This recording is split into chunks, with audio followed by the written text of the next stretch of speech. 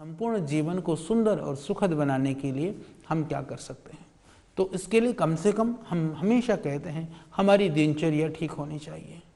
प्रातः उठने की बात छोटी सी बात है, सारे देश को लोग ये कसम खा लें, ठीक है, इमरजेंसी में कभी हमको जगने पड़े या कभी नाइट इस तरह की कार्य करने पड़े, रात्रि के कोई ड्यूटी वगैरह हो, उसको छोड़ करके हम संकल्प लें सुबह 5 बजे के बाद हमको बिस्तर पर नहीं रहना है। इतने संकल्प मात्र से आप देखेंगे आपका परिवार और आप स्वयं कई बीमारियों से बच जाएंगे और बहुत सारे रोगों से आपको छुटकारा मिलने लगेगा। क्योंकि सुबह का जो समय होता है सबसे पहले वात प्रधान होता है। तो जब वायु प्रधान अवस्था होती है तो उसके बाद में वह मल का विसर्जन ठीक से होता है। फिर वायु के बाद में थोड़ा सा कफ प्रधान होता है, तो वायु और कफ होने पर भी मल निकल जाता है। फिर जब ज्यों ज्यों दिन चढ़ने लगता है, पित्त प्रधान हमारा शरीर होने लगता है, पित्त की स्थिति बढ़ने लगती है, तो फिर मल विसर्जन लगभग अवरुद्ध होने लगता है। इसीलिए जो लोग लेट उठते हैं उनका जो है उनको कब्ज की शिकायत, पेट ठीक ना होने की शिकायत, गैस आदि बनने की संभावना बहुत ज़्यादा रहती है। इसीलिए हमारे शास्त्रों में जो ब्रह्म मुहूर्त में उठने की जो बात की गई है, ब्रह्म मुहूर्त में उठ करके जो उषा पान की बात की गई है, वो बहुत ही महत्वपूर्ण है। और अभी हम लोग विविध तरह की रिसर्च कर रहे हैं, अनुसंधान कर रहे हैं, और दुनिया के लोगों ने, कई बार हम कहते हैं ये तो पुरानी बातें हैं, ये तो आउटडेटेड है, नॉन साइंटिफिक बातें हैं, पर ऐसा नहीं है। ये जो है ये वैज्ञानिकतापूर्ण बात है और ऐसा प्रयोग करके भी देखा गया है, बहुत तरह के अनुसंधान भी करके देखे गए हैं। और आप चाहते हैं, आपको कब्ज की शिकायत है, सुबह उठ करके पानी पी करके, गर्म पानी पिए। जैसे अभी भी लगभग पूरे देश के अंदर सर्दी का मौसम है, तो उसको आप उससे बचने के लिए भी सुबह उठ करके गर्म पानी पिए, जितना आप पी सकते हैं। सुबह उठ करके तुरंत आपका पेट साफ होता है तो ठीक है, अन्यथा आप गर्म पानी पी करके थोड़ा घूमने टहलने जाएं। बहुत ज़्यादा कब्ज है तो रात को या तो हमारा दिव्य चूर्ण है, आयुर्वेद का बहुत प्रसिद्ध चूर्ण है, दिव्य चूर्ण के अंदर बहुत ऐसी हार्मफुल कोई चीज़ नहीं है। क्योंकि कई लोग ऐसे भी दावा करते हैं कि पेट साफ होते ही सारी धरती की बीमारियां ठीक हो जाएंगी। मैं कहता हूं कि मेरे भाई, सारी धरती की बीमारियां ठीक हो ना हो, पेट साफ होते ही आपकी कब्ज की बीमारी ठीक होने से, बहुत सारी बीमारियां होने से आप बच जाएंगे। दिव्य चूर्ण है, त्रिफला चूर्ण है, इसके अतिरिक्त उदरकल्प चूर्ण है, शुद्धि चूर्ण है, इतने सारे औषधियाँ हैं। और आप कहेंगे जी ये अलग अलग क्यों हैं?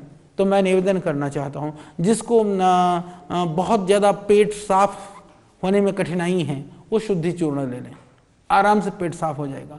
जिसकी प्रकृति कोमल है, थोड़ा खाने में कुछ मिठास नमकीन सा चाहिए, वो उदरकल्प ले लें।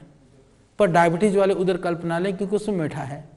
और जो वैसे ही सामान्य रूप से मजबूत हैं और ठीक ठाक लेना चाहते हैं, दिव्य चूर्ण ले लें। पर नियमित लंबे समय तक के लिए जो सौम्य प्रकृति के लोग हैं वो त्रिफला चूर्ण ले लें। इन चूर्णों को ध्यान रखिए, ये सबको पता होनी चाहिए। इसके अतिरिक्त जो कब्ज की या पेट की अनियमितता की, इंडाइजेशन की शिकायत होती है, तो उसके लिए आप लोग ऐसा कर सकते हैं, एलोवेरा और आंवला का जूस, दोनों ही जूस प्रतिदिन, जैसे सर्दी है तो आंवला थोड़ा कम ले लें, एलोवेरा ज़्यादा ले लें, इसमें गर्म पानी मिला लें।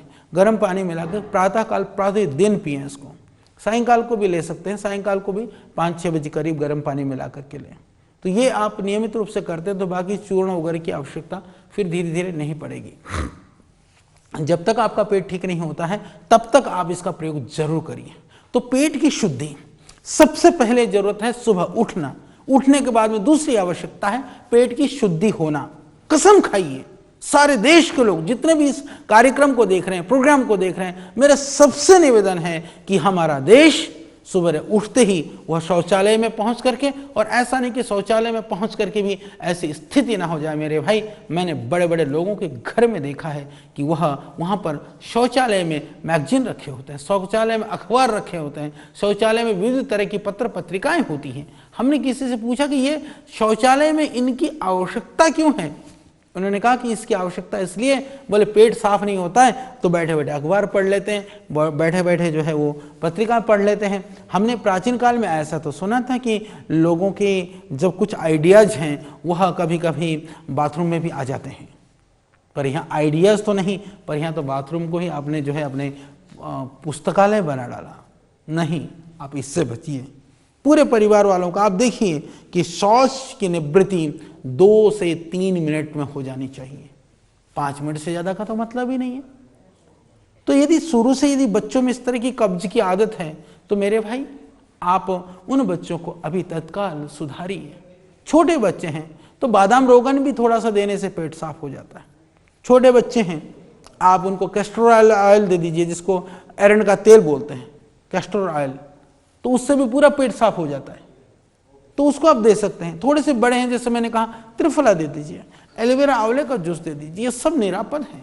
इसमें डोज कितनी होनी चाहिए, इसके लिए मैं निवेदन करना चाहूँगा कि डोज जब एक दिन आप ले लें, यदि आपको पूरा पेट साफ ना हो तो थोड़ी ज़्यादा बढ़ा लो, ज़्यादा पेट साफ हो जाए थोड़ी कम कर लो, क्योंकि हो सकता है व्यक्ति की आयु और अवस्था के अनुसार इसमें मात्रा को आपको कम ज़्यादा करनी पड़े।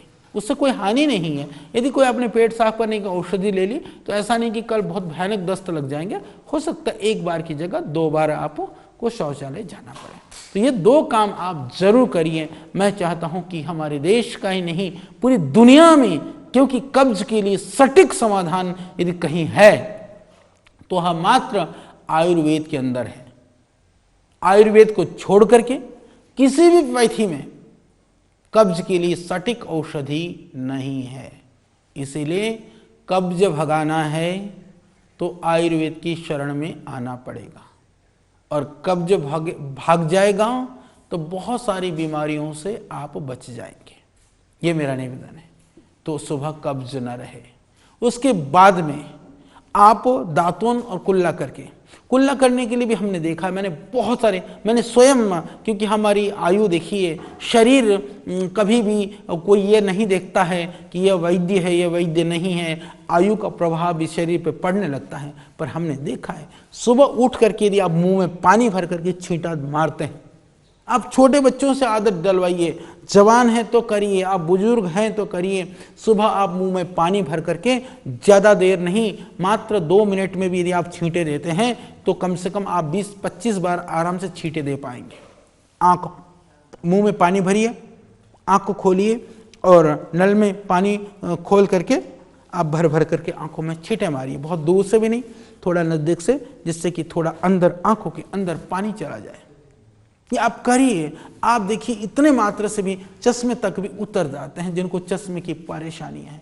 हिंदुस्तान के करोड़ों बच्चों में आज यह प्रॉब्लम खड़ी हो चुकी है। जहां देखो छोटे छोटे बच्चे मोटे मोटे ऐनक पहन करके घूमते हैं। तो उसको बचने के लिए आंखों में पानी के छींटे दे दीजिए, ये जरूरी है। बच्चों को ही आप वो कराना, प्राणायाम कराना शुरू कर दीजिए। और त्रिफला घृत आयुर्वेद में अद्भुत है, थोड़ा आदत डलवा दीजिए। थोड़ा सा मेडिकेटेड है, कोई बात नहीं, थोड़ा गर्म दूध में डाल करके बच्चों को देना शुरू करिए। उससे पेट भी साफ रहेगा, नेत्र ज्योति भी ठीक रहेगी। तो ये बहुत अद्भुत है। या किसी को आँख की ज़्यादा परेशानी है तो आप आंवले का जो सूखा हुआ आंवला है या त्रिफला चूर्ण है, उसको थोड़ा सा पानी में डाल दीजिए। एक कांच के बर्तन में रखिए, कांच के बर्तन में उसको भिगो करके सुबह उसको नितार करके ऊपर का हटा दें, जो यदि कुछ उसमें तैर रहा हो उसको हटा करके नीचे को बिना हिलाए बीच के पानी को आप निकाल लीजिए। उसको आईवास कप जो है आपको मिल जाएगा बाजार में, मेडिकल स्टोरों में मिल जाता है। उसको लेकर के धीरे धीरे आँख में लगाइए, आँख खोलिए, आँख में लगाइए। इस तरह से आँखों को धोएं, त्रिफले के पानी से या आंवले के पानी से। यदि इतने उपाय करेंगे तो आपकी आंखें भी ठीक रहेंगी। यदि समस्या है तो आंखें भी ठीक हो जाएंगी। यह प्रातःकाल। उसके बाद में फिर आप नियम बनाइए कि आपको प्राणायाम, योगासन, व्यायाम जरूर करना है। आप एक्सरसाइज करते हैं, आप दौड़ लगाते हैं, आप जिम में जाते हैं, सब करिए, परंतु मैं निवेदन करूंगा प्राणायाम जरूर करिए। कम से कम 40 मिनट, आधा घंटा, नहीं तो 20 मिनट। यदि आप स्वस्थ हैं तो भी कम से कम प्राणायाम करिए, कुछ योगासन करिए, क्योंकि आसन से और कुछ भी ज़्यादा नहीं कर सकते हैं तो सूर्य नमस्कार का अभ्यास तो जरूर करिए, क्योंकि उसमें 12 एक्सरसाइज हैं। उन एक्सरसाइजेज में आप आगे झुकते हैं, पीछे झुकते हैं। ये छोटी सी चीज़ है, पर इसको आप जीवन का अंग बनाइए।